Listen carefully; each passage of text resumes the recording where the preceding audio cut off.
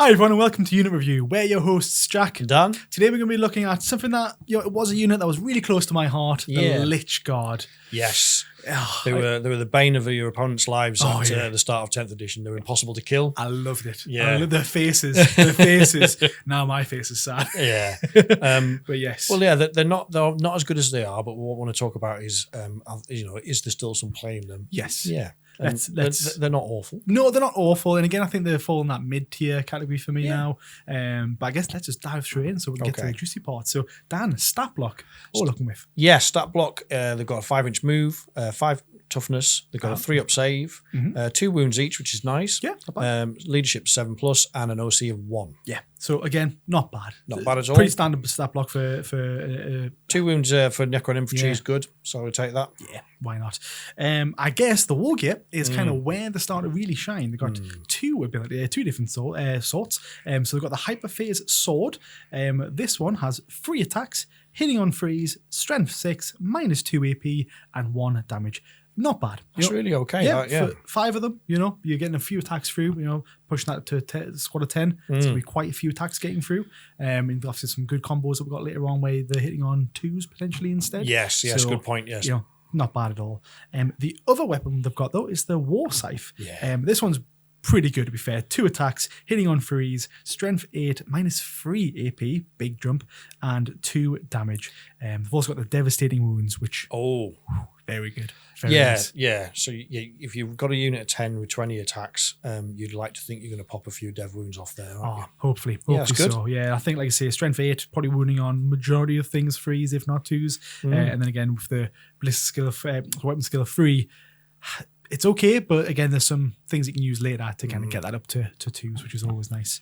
But I think that's the war gear options. Obviously, you can obviously swap out the Hyperphase sword comes with the boards and swords, isn't it? Yeah, swords and boards. You get it's called a dispersion shield. That gives them the 4-up invuln. Is that right? Yes, correct. Yeah. Yep. So if you bring the swords, they get the 4-up invuln, and if they just bring the swords. The big swords, the war scythes, so many times now. War scythe, that's the one. They do not get. You can't get a shield, yeah. No, and that's the ability. I mean, some people watching this might non-Necron players might be surprised that there's actually options because nobody ever runs the war scythes. You almost always see them. You almost always see them sword and board. But we'll get on to why that is. Correct. So unit abilities. Yeah, for sure. So again, they've just got the reanimation protocols being Necrons. Yeah. So obviously bring back those D3 wounds, which is great. Guardian protocols. So while noble unit is leading this unit, each time an attack targets this unit, if the strength characteristics of the weapon is greater than the toughness of this unit, you subtract 1 from the wound roll. So -1 to wound against higher strength in attacks is good. Yes. That's a really nice durability buff, actually. Certainly is, because this has changed recently, hasn't it? Yeah. It used to be just a flat -1 to wound against everything. Against everything, even the big massive weapons. But now it's just, to be fair, it's still the same thing, really. At its core, it still does the same. It was impressive if you were trying to chop them up with strength 4 chainsaws or something, because you would have normally been wounding them on 5s and it went to 6s. It's a big jump. It is. So I think GW changed that rule almost across the board. So most units that have the -1 to wound now, it's only if it's something with a higher. But it's still good. It's still good. Still good. Yeah. Most, because like you say, when you have that weak weapons coming out of these guys, you're not really worrying too much about it. No. It's really just quantity, really. But most of the weapons you're not too worried about. No. But yeah, cool. Spawn. What about the unit composition, Dan? Yes. So binary choice here, you can take them in either 5s or 10s. Yep. And 5 models is going to set you back 85 points. Yep. And 10 models 170. Not bad. It's okay. Again, maybe some better alternatives out there, but for what they do, I think it's a better stat block for the majority of ones. Yeah, it's generally okay. We'll talk about this a little bit later about where we feel the points are, but it's not controversial either way, is it? No, not at all. Not at all. Keywords, quite light on this one. So there's only obviously just the faction keyword of Necrons, their infantry, and they are Lychguard. Great. Happy days. Yeah. But quite a big selection of unit leaders, Dan. Yeah, it's dramatically dropped because you used to be able to put a Cryptek in there. Cryptek. So Technomancer gave them a 5-up feel no pain. That was really nice. That was the one you wanted, basically. And then you could attach a couple of Cryptothralls into there as well, which have a 4-up feel no pain. Crazy. So there was, that made them, that's what made your opponents buckle and break. The cryness of just like the invuln save, then the feel no pains, and the 4-up feel no pains, a 50-50. That's incredible. Oh yeah, it's very strong. And then since that was attached to the unit, you used to build a bring them ones back before your Lychguard. But the things we're talking about there now is no longer. They've all gone, yeah. So, gone. but there are still, as you said, there's still some reasonably good and some very good leader options here. So, you off camera, you were talking about a couple of these. Do you want to kick us off with him? Don't see why not. Yeah. So the Imhotep the Stormlord is one of the ones you can bring along with this squad. Not a bad shout. He's got a good weapon. I think really he brings back those extra CP in your command phase as well. Right. That's the primary reason why a lot of people bring this unit. And he's also got, off the top of my head, he's got the ability where he just mortal wound bomb, basically. That's the word. I was going to use a more not friendly word than that. But yes, it just completely bombs out and throws out lots of mortal wounds. It's once per game though. Yes. But with this type of unit, you're going to be wanting to get them up in the up in the field. Yeah. So you will be getting them in their back lines or where else you can. So that's a good point, because the Imhotep's ability is like enemy units within his aura range. Correct. When it goes off. It's like 12 inches or something. Right. So if you're up in the midboard where the heart of the fighting, then you're gonna stand more chance of doing more damage. Exactly. That's interesting. So it's not bad. They're almost like just guarding this mortal wound bomb up the board and then let it detonate. Here he comes. It's like what's Lord of the Rings where the guy's running towards the wall. Yeah. And he just explodes. That's what this is. But yeah, so like that, I think that's out of all of them, I would say probably he's the best one out there. He's interesting for sure. Yeah. I think the challenge that we've got with that is I like my CP farmers to be at the back with it, because just in case somebody kills them early game, and then I'm very sad. It's sad. Yeah. Because he's 100 points, so he's quite a they're looking at what, like a 270 for the unit. That's when it starts getting expensive. It's quite expensive, but I really love that idea of him getting up the midboard and then firing out mortal wounds on like 3 or 4 different. Yeah, exactly. Easy different enemy units. That could, then the points, you're getting a lot of points back then, aren't you? You are. It's a good trade. Maybe the next one, this is probably a personal favourite of mine, maybe not the most meta, but it's one that I like. Trezan the Infinite can lead this squad as well. Yes. Now, the reason why I like this one for is because I like running this one in the Hypercrypt Legion when you have these ones on your backboard. So backboard, come on your command phase, Trezan has the sticky objectives. Oh, so nice. You make it sticky, and then in your next turn, you basically bring them off, and then they're going to go start teleporting around to get closer on the board. Right. So you basically cosmic position them using your Hypercrypt thing, take them off, pop them back in later on. Right. On the objective, command phase ends, it's sticky, take them back off. And because they've got these shields, they're durable enough to survive on an objective for a round to make it sticky, because it comes sticky in your next command phase. Correct. Right? Yes. So just popping them around. I mean, might even do a video on Trezan, just kind of a cheap unit with Trezan popping around. Might be a shout. Yeah, definitely. But again, a good unit. And a good combination, I would say. Good. The next one after that, I would have to say the Overlord with the Translocation Shroud. Yes. Now, this one, you can also bring in an Overlord. The reason why you'd bring the one with the Translocation Shroud is because that gives you an automatic advance move of 6. Auto 6. That's big. So you're moving your 5 plus the 6. It's much better than rolling the dice for it, because these guys don't have any ranged profiles. Yes. So you want them up the field and you need them up the field. So getting them up there sooner. Turn one, a guaranteed 11-inch movement is good. Yeah. So definitely a good. And it's good for staging, because they are infantry that can move through ruins. So it's turn one, you hide them in a building, but behind, so they can't be shot. Yep. And then with that 11-inch move, you can move them to the next building, rinse and repeat, and then you're ready for a charge, aren't you, or a counter charge? Exactly. Yeah, I like it. We'll not mention them, but there are a couple of legend characters out there. We've a couple of personal favourites of mine: the Vanguard Oberyn, the Nemesaur Zandrek, Vanguard Oberyn, the RIP. I mean, obviously they're still available. They still exist, but do they though? Yeah. Do they exist? Yeah. Not in GW's eyes. No, it's a weird kind of like purgatory, isn't it? It's halfway between life and death in Legends. Just take me already. They're just clinging on. But they're the leaders that you can bring with this squad. So cool. Probably best move on to the stratagems then, Dan. So what's best to play? Well, this is interesting. So there is a little bit of playing Awakened Dynasty, partly because Awakened Dynasty's detachment rule is you get +1 to hit if you're being led, when these are obviously going to be led. So you'd be silly not to. Yeah, you're not running them naked, I don't think.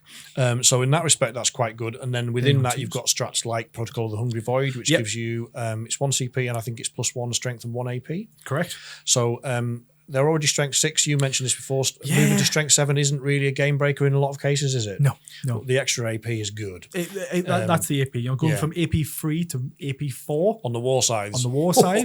Come on, that's tasty, right? Yeah, especially against the vehicle. Yeah. That'll be going down pretty fast. Most vehicles don't really have an invuln save, so 4s. Very true. Going 6s. That's good. If you can get them from 2s to 6s on something like a Land Raider, that's big. Yeah. But I mean, if it's something that's only got a 3-up save, it's getting no save now. That's it. Yeah, 100%. Interesting. And obviously it's good on the sword as well. Going sword from minus 2 AP to minus 1 AP. Yes. Minus 3 AP. Minus 3. Yes. Really again for killing power armor things. That's not bad at all, is it? Not bad at all. So they're not bad, but you raised a good point in the discussions we had before. Is there's actually some quite decent synergies with Hypercrypt Legion, isn't there? There is. So Hypercrypt Legion. So I really like the idea of having the monolith on the field, and with the dimensional corridor. This is a 2 CP stratagem, but basically you can use. When you use the Eternity Gate on the monolith, you can bring an infantry squad to the monolith.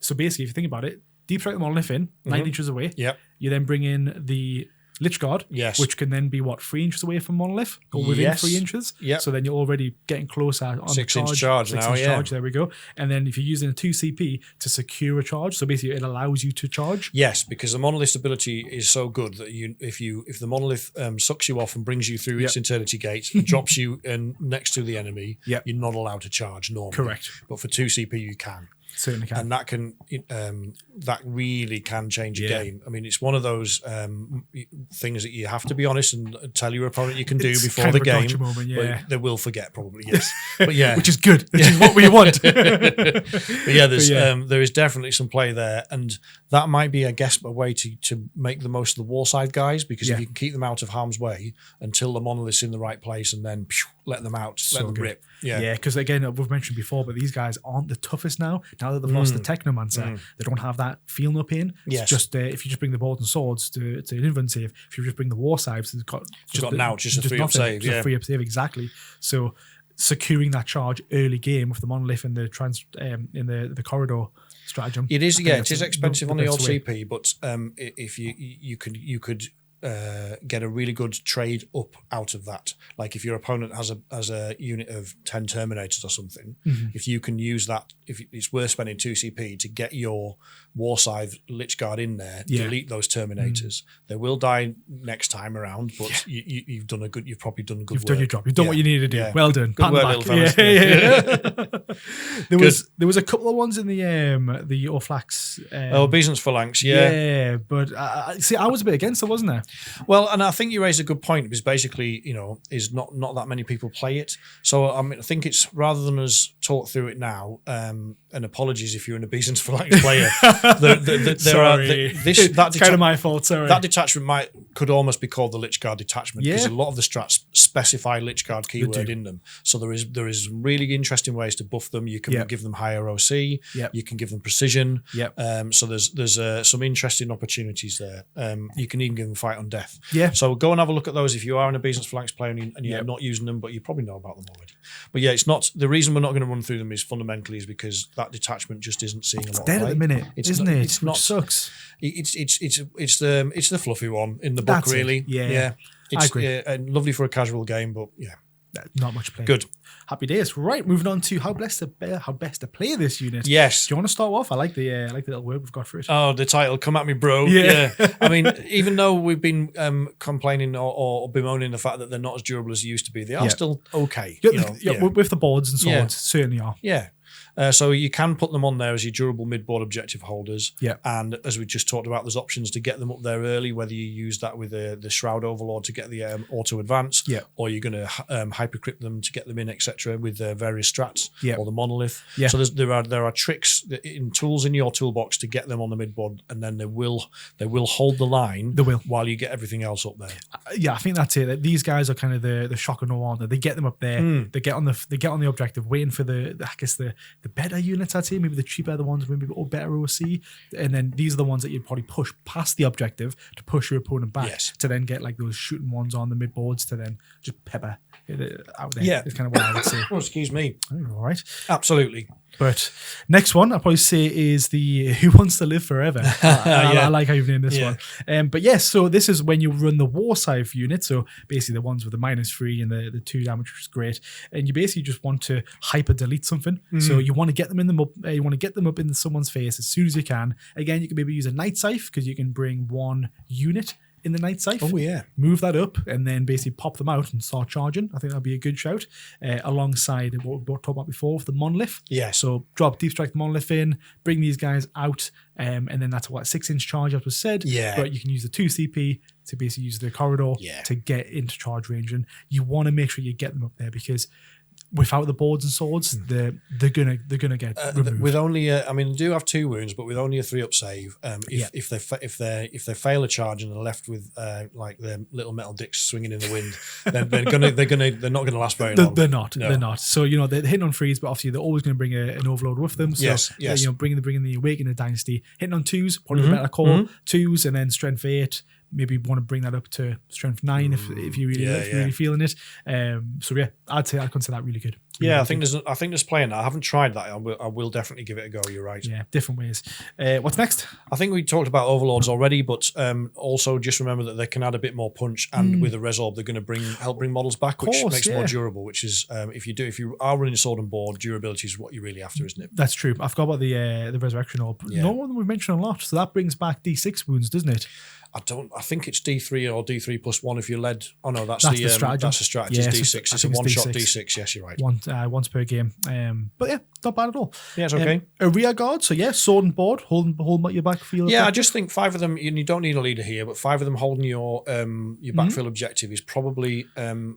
If you want a more sturdy unit for 85 points, because you can get like the Immortals for 75, which have more OC but are quite weaker. Yes. No invuln save, so they can get one wound, shot off pretty easy. So yeah, probably for an extra 10 points just to secure your backline. Not a bad shout. I think they might just help you hang on to it for a turn if somebody does make that 9-inch charge out of deep strike or whatever. Yeah, and then which always sucks. Yeah, that gives you just a bit more room and time to react to that, doesn't it? Yeah, no, I agree. I like that. Spot on. Well, I think they're the best ways that we can think of about how to play that unit. And obviously, any comments below, please leave the comments below. Let me know. Yes.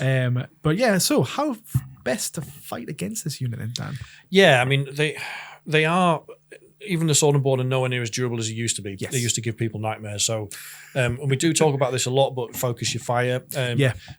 Even with a 4-up invuln, enough small arms fire at T5 will eventually whittle them down. Yeah, no, I agree. And again, they've not really got much shooting elements to these guys. So if you see them on the field, if you know you're not going to have to deal with them for a couple of turns, you kind of got the flexibility to ignore them. Yeah, because they're not going to be doing much. Again, if 5-inch move. Not moving fast anyway anytime soon. That's a really good point. You don't. Yeah, there are other things like if your opponent hasn't given them any movement shenanigans. Yeah, they are fairly slow up the board unless they roll really well for their early turn advances. Yeah, so you can focus on other things and then worry about them later. They're a tomorrow problem. Just ignore them. Yeah, exactly. They're a turn 3 problem. Turn 3 Dan can deal with them. Yeah. And then probably saying that when you get to turn 3, it's probably going to be in melee, isn't it? Yes, that's a very good point as well. So again, in melee terms of melee punch, a dedicated melee unit will still punch through these, particularly with them losing some of that resilience that they used to have. Aye. So yeah, I think you're not going to, Space Marines whacking them with the butts of their rifles isn't going to do it. But if you've got lightning claws or something, you're going to do it. Specifically if it's the war scythes one as well, without the invuln save. Yeah, they go down just quick. Good, super down. 2 wounds each. Although it sounds good. Still, most weapons out there, especially if you're going to be charging these guys, it'll probably be 2 wounds minimum. Yeah. So, your melee weapons are, or it's like just volumes of attacks, isn't it? So that's it. They're just so those. While it sounds obvious, like fight them or shoot them, but that's what we're saying is that they're not as tough as they used to be. Yeah, I think a lot of people are still scared of them as well. Yeah, they're not wraith tough. Like wraiths are still pretty tough. That's it. They can be dealt with. Don't panic if you see them on the team. They're not as good as they used to be. So I remember just taking like 3 squads of 3, and then people just be like, "Come on," and I'd be like, "Oh, I'm gonna win." But it's not as good as it used to be. So yeah. Shoot them, focus them down, don't spitfire against them because again, Necrons have got the reanimation. You want to just focus them down, get rid of them. Get rid.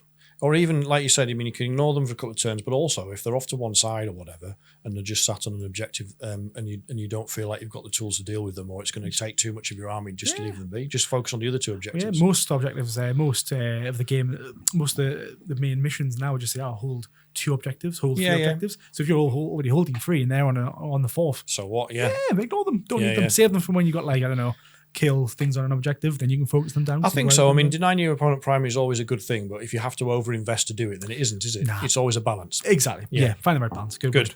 Spot on. Well, Dan, do you use this unit? Not at the moment. Yeah.